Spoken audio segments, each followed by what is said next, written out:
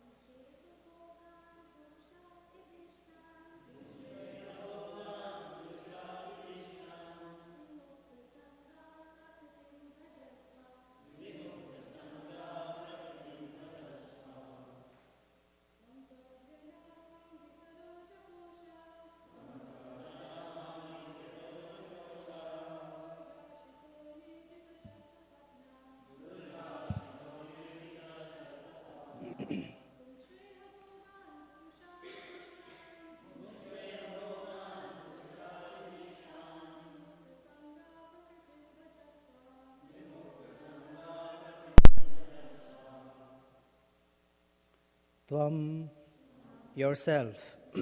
Tu, then. Abjanabha, of the Supreme Personality of Godhead, whose navel is like a lotus flower. Angri, feet. Saroja, lotus. Kosha, hole. Durga, the stronghold. Ashritaha, taken shelter of. Nirjita, conquered.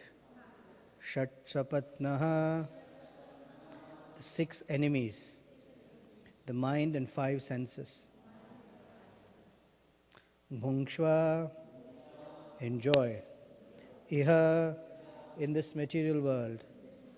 Bhogan, enjoyable things. Purusha, by the Supreme Person. Atidishtan, extraordinarily ordered. Vimukta, liberated. Sangaha, from material association. Prakritim, constitutional position. Bhajasva, enjoy. Translation and purport by Srila Prabhupada Ki Jai. Lord Brahma continued, my dear Priyavrata, seek shelter inside the opening in the lotus of the feet of the Lord, whose navel is also like a lotus. Thus conquer the 6 sense organs, the mind and the knowledge-acquiring senses. Accept material enjoyment because the Lord extraordinarily has ordered you to do so. You will thus always be liberated from material association and be able to carry out the Lord's orders in your constitutional position. Purport. There are 3 kinds of men within this material world. Those who are trying to enjoy the senses to the utmost are called karmis. Above them are jnanis who try to conquer the urges of the senses. And above them are the yogis who have already conquered the senses. None of them, however, are situated in a transcendental position. Only devotees who belong to none of the above-mentioned groups are transcendental. As explained in the Bhagavad Gita, chapter 14, text 26, Mam cha yoga bhicharena bhakti yogena sevate sagunan samathityaitan brahma bhuyaya kalpate. One who engages in full devotional service, who does not fall down in any circumstance, at once transcends the modes of material nature and thus comes to the level of Brahman. Lord Brahma herein advises Priyavrata to remain transcendental in the fortress, not of family life, but of the lotus feet of the Lord. Abjanabangri Saroja. When a bumblebee enters the opening of a lotus flower and drinks its honey, it is fully protected by the petals of the lotus. The bee is undisturbed by the sunshine and other external influences. Similarly, one who always seeks shelter at the lotus feet of the personality of Godhead is protected from all dangers. It is therefore said in Srimad Bhagavatam, Canto 10, Chapter 14, Text 58, Samasritaye padapallavaplavam mahatpadam punya yasho murare bhavambudir vatsa param padam padam padam padam yat vipadam natesham. For one who has taken the shelter of the lotus feet of the Lord, everything becomes easier. Indeed, even crossing the great ocean of nescience, bhavam buddhi, is like crossing the hoof print created by a calf, vatsapadam. For such a devotee, there is no question of remaining in a place where every step is dangerous. Our actual duty is to carry out the supreme order of the personality of Godhead. If we are fixed in our determination to carry out the supreme order of the Lord, we are always secure, regardless of where we are situated, whether in hell or in heaven. Herein the words Prakritim Bhajasva are very significant. Prakritim refers to one's constitutional position. Every living entity has the constitutional position of being an eternal servant of God. Therefore, Lord Brahma advised Priyavrata, be situated in your original position as an eternal servant of the Lord. If you carry out his orders, you will never fall, even in the midst of material enjoyment. Material enjoyment achieved by dint of one's fruitive activities differs from material enjoyment given by the Supreme Personality of Godhead. A devotee sometimes appears to be in a very opulent position, but he accepts that position to follow the orders of the Supreme Personality of Godhead. Therefore, a devotee is never affected by material influences. The devotees in the Krishna consciousness movement are preaching all over the world in accordance with the order of Sri Chaitanya Mahaprabhu. They have to meet many karmis, but by the mercy of Sri Chaitanya Mahaprabhu, they are unaffected by material influences.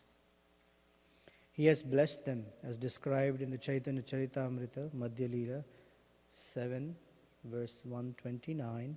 Kabhu na badhibe tomhara vishaya taranga, punarapi e thane pabe mora sangha. A sincere devotee who engages in the service of Lord Sri Chaitanya Mahaprabhu by preaching his cult all over the world will never be affected by Vishaya Taranga, material influences. On the contrary, in due course of time, he will return to the shelter of the lotus feet of Lord Sri Chaitanya Mahaprabhu and will thus have perpetual association with him. Om Agyana Timirandhasya Gyananjana Salakaya Chaksur Unmilitam Yena Tasmai Shri Gurave Namaha Shri Chaitanya Manobhishtam Sthapitam Yena Bhutale Swayam Rupa Kadamahyam Dadati Swapadantikam Vancha Kalpaturubhyascha Kripa Sindhubhya Evacha Patitanam Bhavanebhyo Vaishnavebhyo Namo Namaha Jai Shri Krishna Chaitanya Prabhu Nityananda Shri Advaita Gadadhar Srivasadi Gaura Bhakta Vrinda Hare Krishna Krishna Krishna Hare Hare Hare Rama Rama Rama Hare Hare.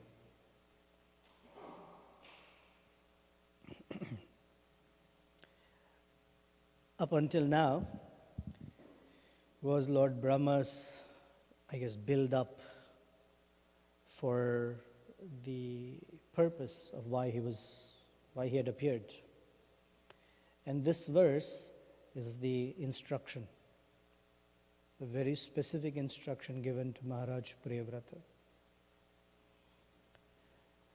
The specific instruction is, it's not about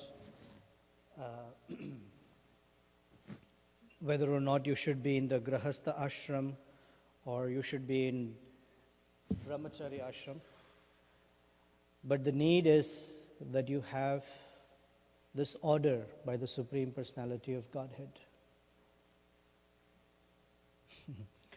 The Supreme Personality of Godhead has very specifically instructed you with a service. So try your best to situate yourself in the mode of service, in your constitutional position, and carry out whatever order comes from the Lord. That's the crux of, that is the instruction that Lord Brahma came to give Maharaj Priyavrata. Prior to this, Maharaj Priyavrata, who is situated in deep meditation up in the Gandhamadana mountains for thousands of years, did not want to change his position, did not want to disturb, because everything was going very well for him. He was perfectly situated, deep in meditation, and like any of us, we don't want to change if something is going well. Like we say, why fix something if it's not broken? Why change? If everything is all right, why change something? And we've discussed that the Supreme Lord, He wants to take us from the position where we might become attached to the comfort that everything is going well, and bring us to a position that urges us or forces us to take shelter. Otherwise, what the tendency is, the risk is, we take shelter of the comfortable position itself. We take shelter of, everything is going well, I like this. But our real position is to take shelter of Krishna. So a difficult circumstance sometimes is better than a comfortable position if the difficult circumstance impels us to call out to Krishna. Krishna is not interested whether my devotee is comfortable or uncomfortable. Krishna's interest is whether my devotee is calling out to me, whether my devotee is taking shelter of me. That's all he's interested in. For some persons, a comfortable position is good to call out to Krishna. Otherwise, the mind is too disturbed by trying to figure out the uncomfortable situation. And for some persons, in an uncomfortable situation, they can easily call out to Krishna. The comfortable situations, Queen Kunti says, Janmaishwarya Shutashri Edamanav Madapuman. The shelter of a great or good family lineage, the shelter of education, the shelter of wealth or money, the shelter of one's own bodily beauty. She says, when one is proud about these things, meaning one takes shelter of these things, naivarhati avidatum vai. One cannot feelingly call out to Krishna. These are obstacles. So she says, vipada santuta sashvat tatta tatra jagat guru. My dear Krishna, who is the eternal, original spiritual master, please let difficulties come upon us again and again. Because when the difficulties are there, we are able to easily call out to you. We can get your association. So it is not good situation or bad situation. It is not comfortable situation or uncomfortable situation. The operating principle is, are we seeking out the mercy of Krishna? Feelingly seeking out, my dear Krishna, without your mercy, I cannot do anything. Please give me your mercy. Please make me fit to receive your mercy. Like that. The one who's seeking that shelter, that person is better situated than anyone else. And Lord Brahma is saying that this is not dependent on ashram system. The ashrams can help, but they are independent of the ashram. So he convinced him that I'm asking you to enter grahastha situation, and yes, there is a risk, there is danger. Shat sapatnaha. There are 6 co-wives, or in this particular translation, Prabhupada calls them 6 enemies. You may be with these enemies, they may be following you, but be situated in the fortress. So generally, Grahastha ashram is described as a fortress situation. It's one of two. It's called either fortress situation or a blind well situation. Gruham Andhakupa. It depends on what one does within a married arrangement. If marriage happens or is taking on just for the purpose of sense gratification, then it is called Andhakupa, dark well, blind well.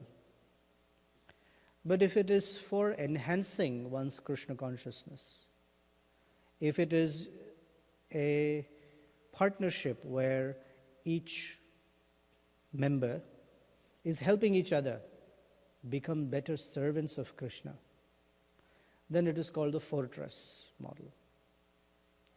So who decides whether it is fortress or deep dark well is decided by the members of the household, primarily the husband. If the husband is in the deep dark consciousness, dark well consciousness, the whole family joins, follows. And if the husband is situated properly in Krishna consciousness, the whole family becomes elevated.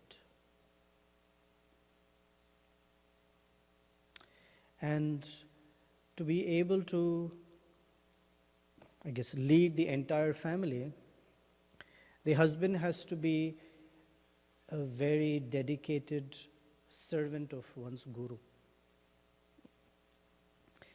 Prahlad Maharaj offers this wonderful prayer, Viprad Dvishad Gunayutat Aravinda Nabha Padaravinda Vimukha Swapacham Varishtam Manyeta Darpita Mano Vachane Hitartha Pranam Punati Sukulam Natu Bhurimanaha.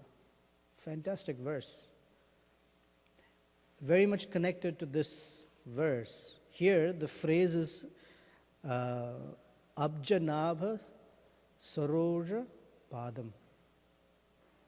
The shelter of the lotus feet of the Supreme Personality of Godhead, whose navel is like a lotus. And in the Prahlad Maharaj's verse, he speaks the other way around. He says, Viprat Dvishat Gunayutat. A Brahmana may be endowed with the fantastic 12 qualities. And the 12 qualities are listed by Sanat Kumara in that purport. Sense-controlled, mind-controlled, simple, the whole list of 12 qualities, attributes of a Brahmana. One may be like that. One may be fully endowed with these 12 qualities. But he says, Padaravinda Vimukha. If one is, Vimukha means turned away. If one has turned away one's attention from the lotus feet of the Lord, he says, Swapacham Varishtam. Even a dog eater is better than him. Because a person who may be born in a dog eater's family, if he has dedicated his, and he gives that list, Manye Tadarpita, I believe, the one who has dedicated his mana, mind, vachana, his words, ihita, one's activities, artha, all of one's wealth, and pranam, one's life altogether. Such a person, punati, he can purify sokulam, he can purify his entire family. Natu bhurimanaha, not one who falsely thinks, I am great. Bhurimana means thinking I am very great. So just by being endowed by some qualities is not one's greatness. That greatness, he says, is useless. The real greatness is how one is situated as a servant of Krishna in whatever circumstances, services the one is doing. So Maharaj Priyavrata's, all of his concerns are being completely addressed. All of his concerns are being completely what's called allayed. removing his concerns by telling him that as long as you're situated as a servant of Krishna, in that consciousness, we call it the mood of service. As long as you're situated in the humble mood of service, it does not matter. Whatever circumstance will come, you'll be protected. And the analogy is that of a bumblebee. He says the Abja Nabangri Saroja Kosha. Kosha means the world or the whole, and from where the bumblebee takes the honey. He says as long as you're in that mood of service, taking the essence or always situated as a servant of Krishna, then you're protected.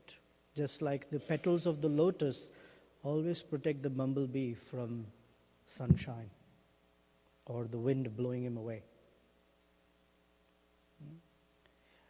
In Prahlad Maharaj's prayers as well, there is another example given.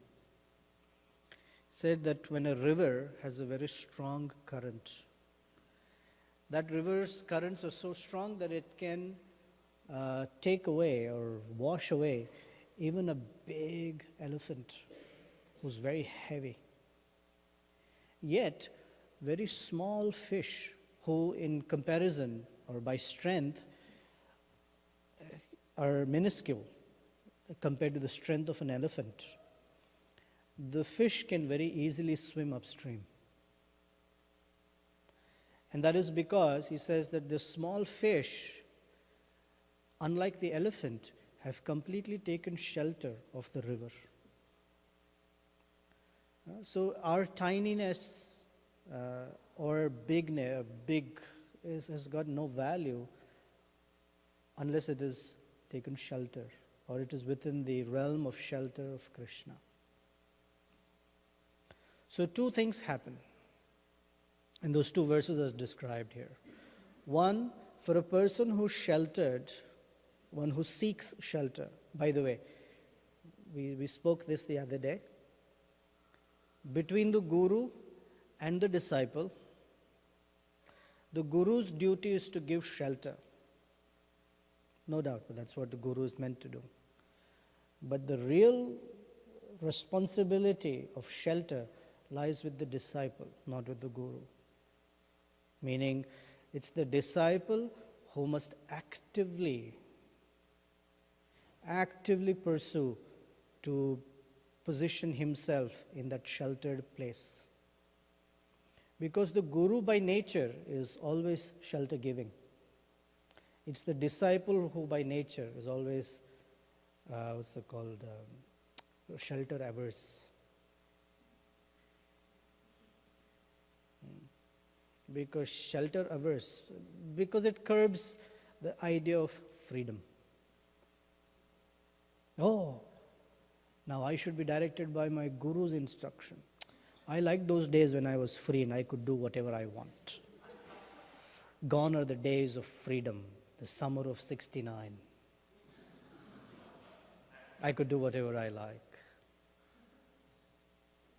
Because in 1970 I met the devotee Srila Prabhupada. And I had to surrender to Krishna. I had to surrender to Guru. So the responsibility, when we are feeling unsheltered, the first order of business is that we move towards the position of shelter. It's not like my Guru is not giving me shelter. Oh Krishna, why are you not giving me shelter? Why am I not in the sheltered position? So this verse, Mam chayo avyabhicharena bhakti yogena sevate. Krishna is describing that a person who is unalloyed, avyabhichari. Vyabhichari actually means polluted. Generally, the word of vyabhicharini is a way of saying or calling a prostitute. Vyabhicharini, meaning the opposite of sati or chaste. Vyabhicharini means one who's not chaste, one whose loyalties are easily saleable. Whoever pays, they get my loyalty. Who is the highest bidder? Even if not highest, higher bidder is all right. One who bids better than others is avyabhicharini. So Krishna describes avyabhicharini means one who doesn't get distracted by higher bidders. The higher bidders are the senses and the mind, and they bid. Hear this, you will enjoy more. See that, you will enjoy more. Taste this, you will enjoy more. Oh, these ideas, you will enjoy more. And so we say, no bidding, please. I am completely Krishna's. I want to be completely Krishna's. This is avyabhicharini bhakti. Such a person, Krishna says, samatityayetan. Samatityayetan means completely beyond sagunan, the three modes of material nature. And for a person who's situated like that, Prabhupada describes that everything becomes easy. All the difficulties also become easy to traverse. Samashritaye padapallava plavam. One who has taken completely the shelter of Krishna's lotus feet, Mahatpadam, great situation, Mahatpadam. These Krishna's lotus feet are the greatest shelter. Bhavambudir Vatsapadam. Bhava Ambudi. Bhava means, in Sanskrit, bhava means to come about, to be. And bhava means the cycle of repeated birth and death. So Lord Shiva is called Bhava sometimes, because he makes the living entities come back into this world again and again. And the material energy, Durga Devi, is called Bhavani, the consort of Lord Bhava. So Bhava Ambudi is the ocean of material existence. How big is the ocean of material existence? Very big. So big that we can only say very, or just keep repeating very many times, and still it will be small.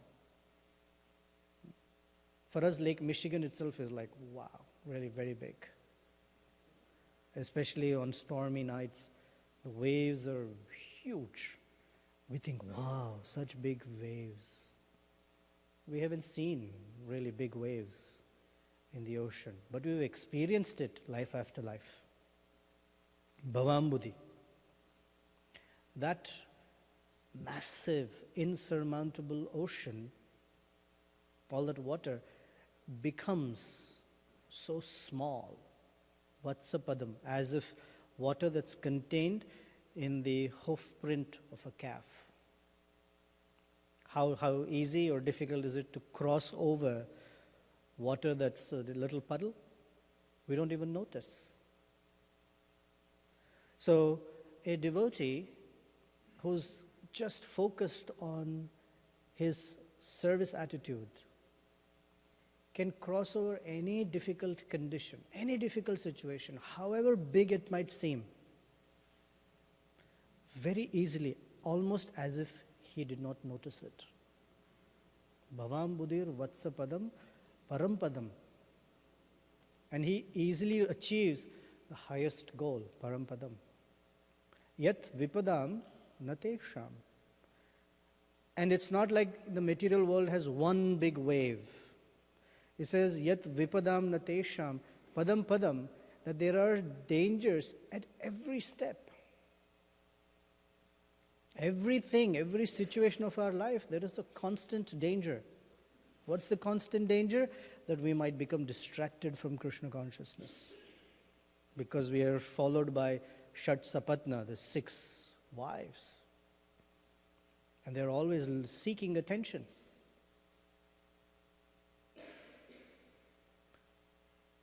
And so that's the danger. It's not outside there. There can be danger right inside here. If one is followed by or guided by Shatsapatna, there can be danger right here.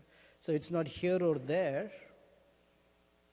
The instruction is not this situation or that situation, but be situated wherever you are and strongly engage in hearing and chanting. Because by hearing and chanting, we become situated in our constitutional nature.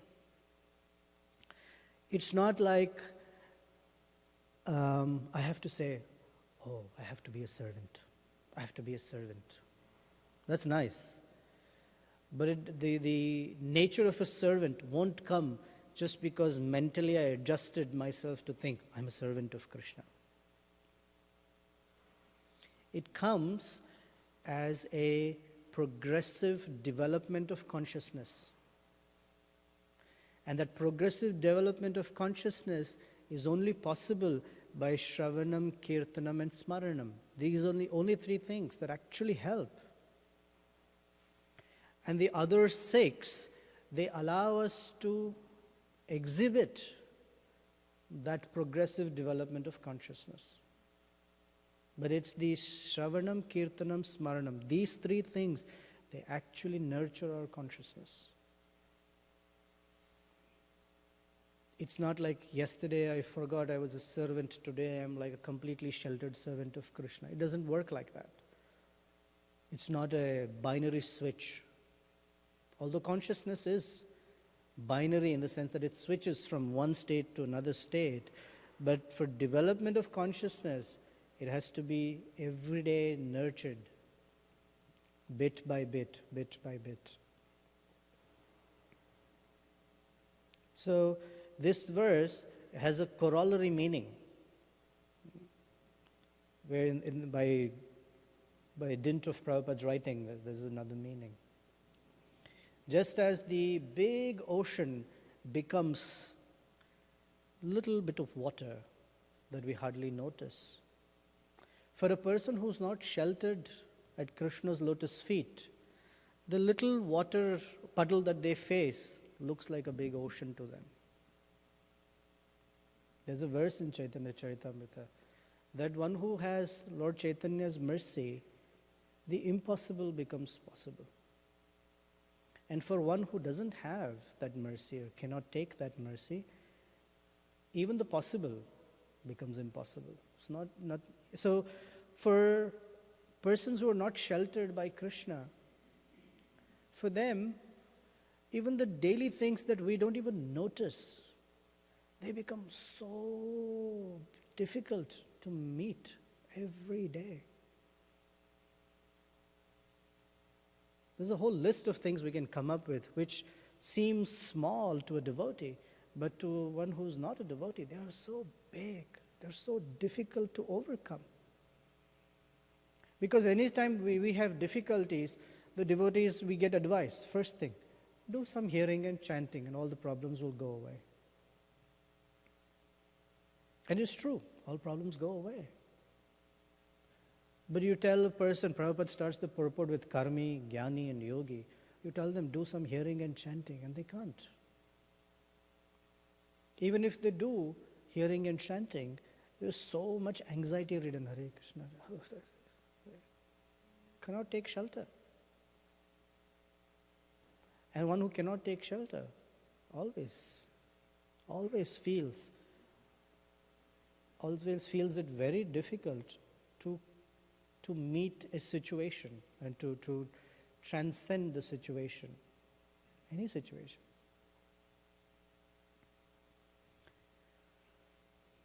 So there is a blessing that one who tries to be a servant, or one who is acting from the mood of service under all circumstances, such a person will eternally get Sri Chaitanya Mahaprabhu's association.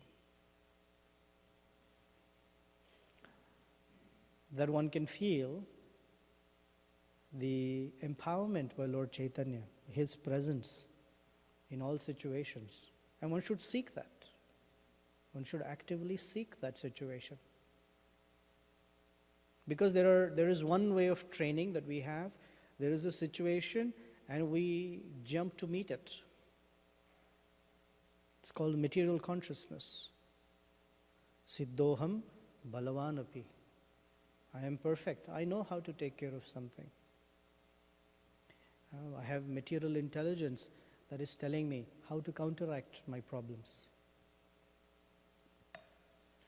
But that's not our approach.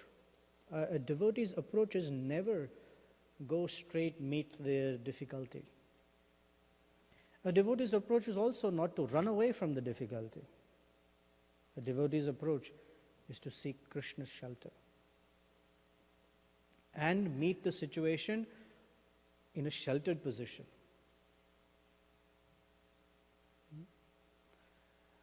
So, those are some thoughts from this verse. This is an instruction given, and now he is to carry out this instruction. So, the convincing is not take up grahasthashram. The convincing was continue your mode of service in that situation.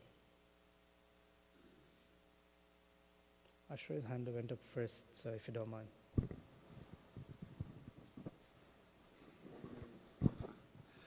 Thanks. Thank you so much for bringing out the essence of the importance of being in a sheltered position. Two things, a question and a comment, if you don't mind. The comment was because Srila Prabhupada specifically mentioned Lord Chaitanya at the end here, which was interesting. That in response, I suppose, to probably the concern of some of his disciples, Srila Prabhupada would say, we're so fortunate in this age of Kali because there's so much opportunity for serving Lord Chaitanya. So even though we have difficult situation internally and externally, there's such opportunity to take shelter of Lord Chaitanya, to try to serve his movement. And question was, for instance, yesterday I think it was, we met a guy on book distribution, and for some reason he talked to us, I don't know, and he said, and we asked, what do you like to read? He said, I love to read the Bible. I said, that's fantastic. What is it that you like about the Bible? He said, I love that Jesus came and he died for me, and I don't have to worry about what the heck happens to me. If the plane crashes, if anything, doesn't matter. I'm happy. Sounds like sheltered position. So what are all the components that we actually need to monitor to understand, are we actually sheltered by Krishna, or is it just some, conception that makes us feel safe, but it's not actually Krishna's shelter? There are 6 aspects for feeling sheltered, or a sheltered person lives his life by these 6 principles. Dainya, abject humility,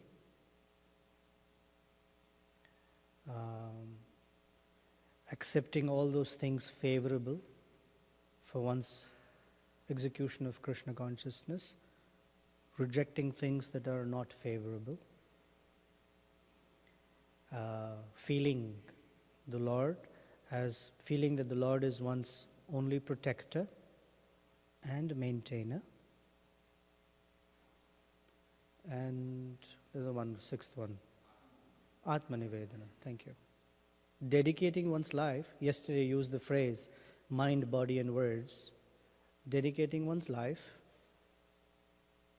in service of Krishna, in this case Jesus. So if a person lives like that, then yes, one is sheltered. Otherwise one is, it's a mental idea. Jesus died for me on the cross, I can do anything.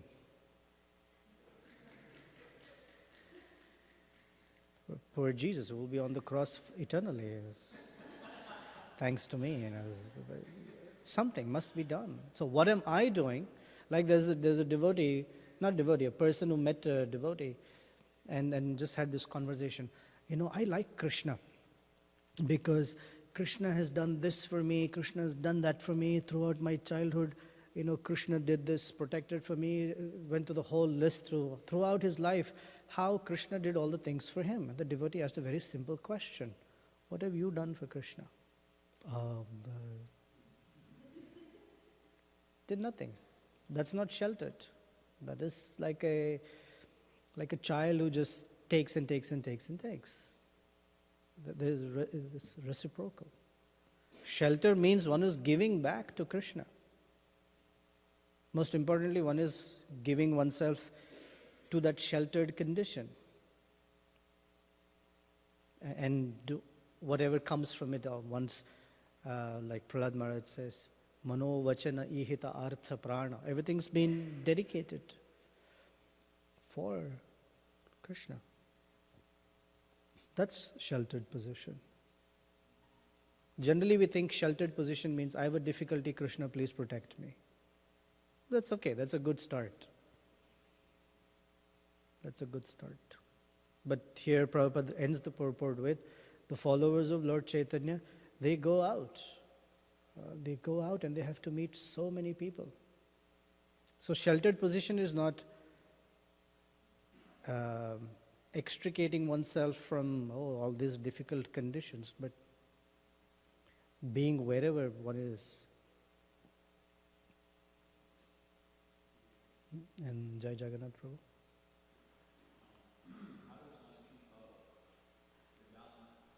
Sometimes we hear it's just about being in a sheltered position, so it's not the external situation. And sometimes we hear, because we're not actually in a sheltered position, then you should situate yourself in this way, and for the further development of your consciousness in a sheltered position.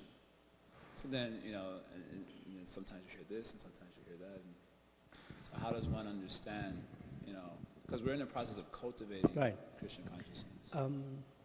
Generally, it's better to separate consciousness from activity per se, in this sense. That our development is not just the refinement of our activity. The anushilana that Rupa Goswami talks about is not just that we repeat activities like the previous acharyas. Because we are very good imitators. In this one sense, we might doubt whether Darwin's theory is true. Monkeys are perfect imitators. So in that sense, we wonder, maybe he was right. Imitation we can do perfectly well. But what we cannot imitate is consciousness. So the anushilana is the cultivation of the consciousness behind our activities. So in one sense, regardless of consciousness, it may be this situation or that situation. Once in a while, because we are by, conditioning, by nature, we are already bahirmukha. Right? We are starting from bahirmukha condition towards becoming purified and looking at Krishna. Because we are bahirmukha, sometimes a little adjustment in the externalities just helps the conditioned soul. But that should not be taken as the complete solution. That is just like a little, nudge or push or something to just give us a little traction to go further. The adjustment of externalities. So sometimes it may be there. But in and of itself, adjustment of externalities will not develop consciousness. Like 6th chapter of Bhagavad Gita, that's the very first 2-3 verses, Prabhupada says, just by taking sannyas, position, you change that position, take sannyas, does not mean that one will be a good sannyasi. One has to cultivate proper detachment to take sannyas. So external circumstances facilitate the development of consciousness, but just external circumstances are not the cause for betterment of consciousness. In math, we use the phrase necessary but not sufficient. Something may be necessary, certain circumstances. For example, a clean room, a clean body, clean japa bag. These things are nice. They facilitate the mode of goodness. But one can have a clean room, clean japa bag, but terribly dirty consciousness. It's possible. So these are facilitators, not the cause of. Is that right? So, of course, you know the answer. You're giving me some service to do. So one should consider changes of circumstance, but one should not rely that because the circumstance changed, that my consciousness will change. The individual effort has to be at improving the consciousness by dint of Shravanam, Kirtanam, Smaranam. That's what changes, transforms the consciousness. External situations may facilitate that.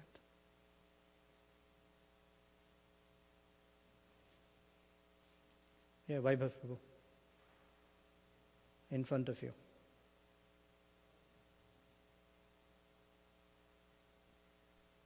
Prabhu, you were saying that the material opulences or the material facilities which one gets in Grahastha ashram, they may be because of their fruitive activities, or it could be because of they are given by Krishna for that devotee.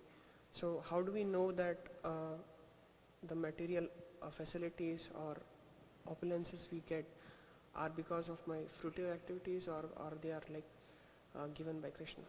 Well, can I modify your question a little bit? Just because it is given by Krishna doesn't make it transcendental. It is transcendental only to the extent that it is given. But how we use it can make it material. Krishna can give us a very cultured wife, but if we don't use that facility, then it's a material arrangement for us, or a husband. So it's not just because Krishna gave the material circumstance also. So it's not because Krishna gave that something is transcendental or not. It is how we utilize something in Krishna's service, make something transcendental or not. So that's the first part. The second is, or in line of this, is what does one do with one's time, energy, wealth, activities, mind, in that arrangement decides whether it is material or not. Okay?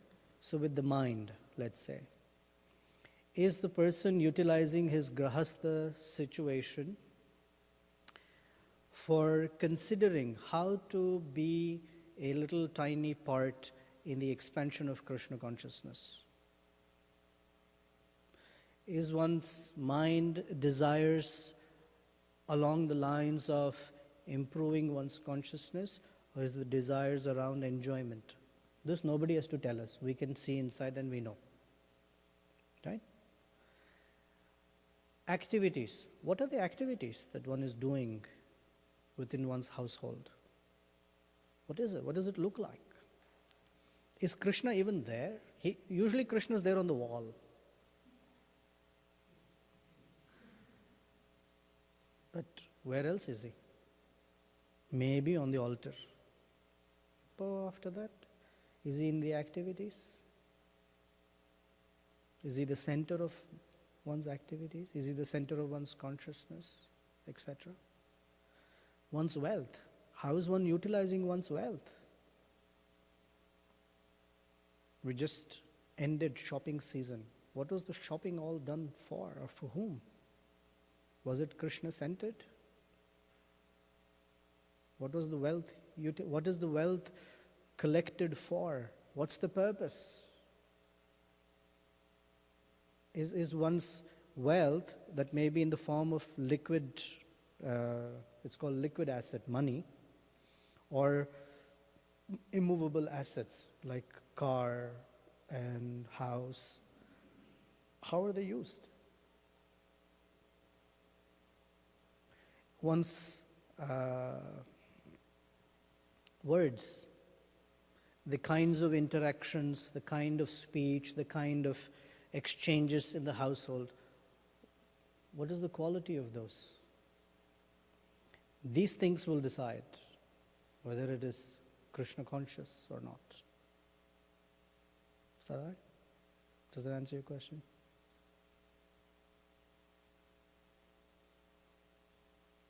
Otherwise, Bhurimana, one just thinks, I'm great, I have all these things with me. Yes, Pramod Prabhu.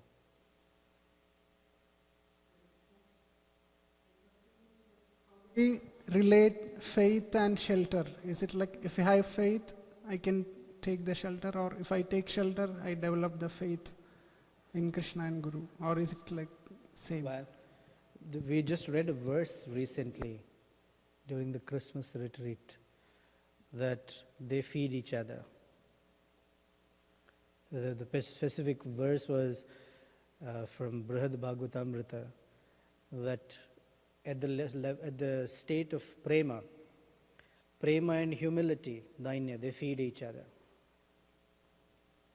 So one cannot take shelter of Krishna if one doesn't have sufficient faith. And as one takes shelter of Krishna, one's faith increases. The first step is Adav Shraddha. It's the first step. Adav Shraddha is the slightest consideration. Oh,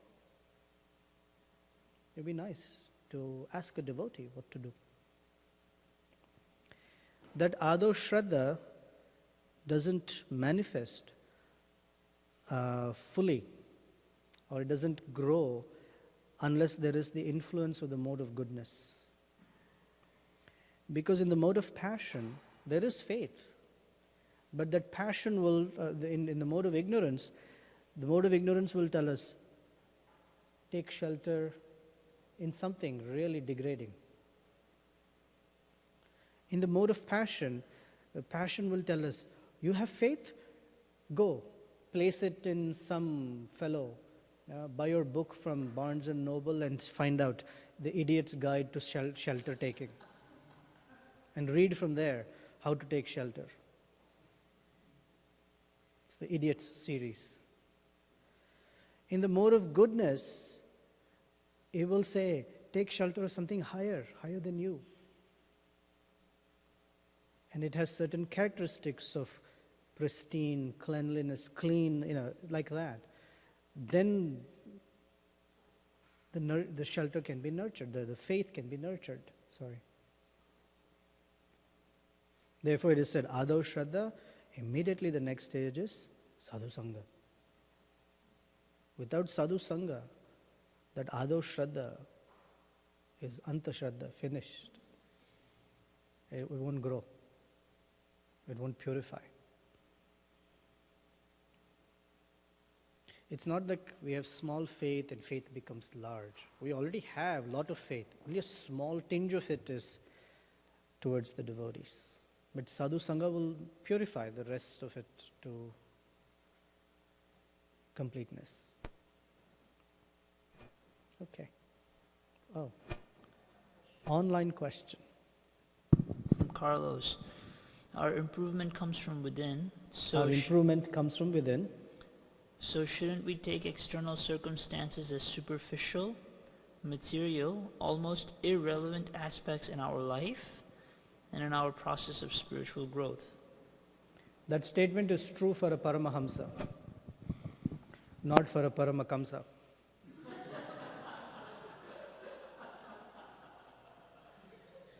Because we start from a very conditioned state. We cannot ignore external circumstances like that.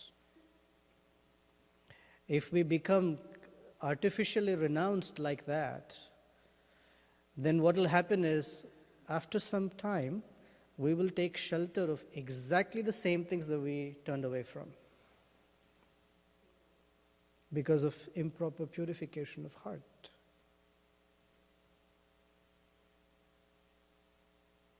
So, nice try, Carlos Prabhu. No, but that's, yes, in the eventuality, external circumstances don't matter. Avanti Brahmana, it didn't matter.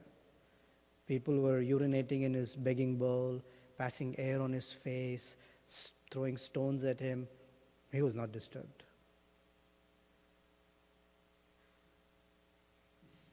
I mean, I don't know what that consciousness looks like.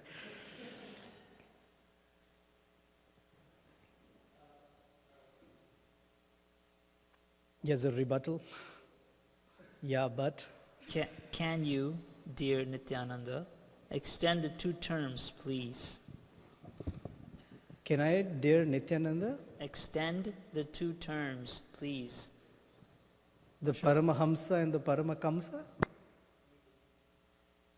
Paramakamsa is something I made up. So there's no explanation to it. Paramahamsa is a person who is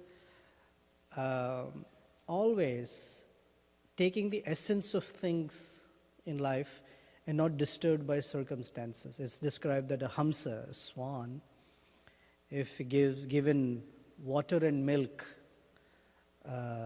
mixed together, he can extract the milk and leave behind the water. Except in India, the swan would have to starve because there is no milk, it's only water. But generally, if there's water and milk mixed, it can extract the milk from the water. Like that. Whatever is the circumstance, they can extract Krishna consciousness from it. Not that the external circumstances are Krishna conscious, but he knows how to be perfectly Krishna conscious in any circumstance. Paramakamsa, it means perfect circumstance, all devotional environment around. Consciousness is somewhere else. That's called Paramakamsa. Mixes everything. Kamsa is actually bell metal. Yeah. So, yatha kamsa, nena, diksha vidhanena. As bell metal is transformed into gold by the process of alchemy, Sanatana Goswami describes. So, from Paramakamsa to Paramahamsa, we need the shelter of Guru, meaning the proper process of sadhana bhakti. So we don't reject circumstances blindly or neglect or turn a blind eye, but we meet the circumstances by an adjustment of our consciousness. Okay, we're done. Oh, Jitendra Prabhu.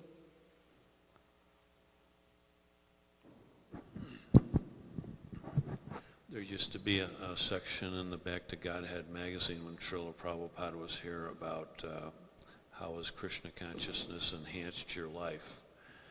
And it had, a series of pictures and what their occupations were. And one fellow had a restaurant, and he says, since I came to Krishna consciousness, my business has increased many-fold.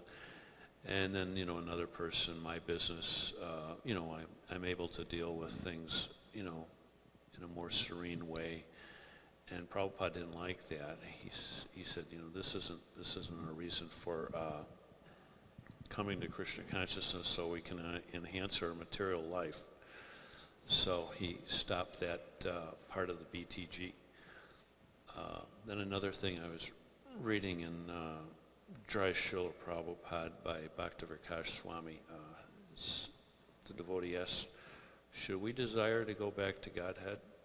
Prabhupada says, no, you should desire to preach Krishna consciousness all over the world. So I thought that was, nice. In this case, Maharaj Priyavrata is being told, don't shy away from the opulence that comes on account of Krishna's mercy. And Prabhupada describes in the end of the purport that there are categories of opulences. One opulence that comes according to karmic reaction. Another opulence that comes as facility from Krishna. Both are different. And if the facility is misused, it turns out karmic. So one shouldn't shy away because opulence came. One should always be protected or considering that it is coming from Krishna, belongs to Krishna. In my case, I lost my job, so I don't know if something in my Krishna consciousness. So anyway, thank you very much. Srila Prabhupada ki jai, Srimad Bhagavatam ki jai. We'll meet downstairs in a couple of minutes for a short Ishtagoshti. Thank you.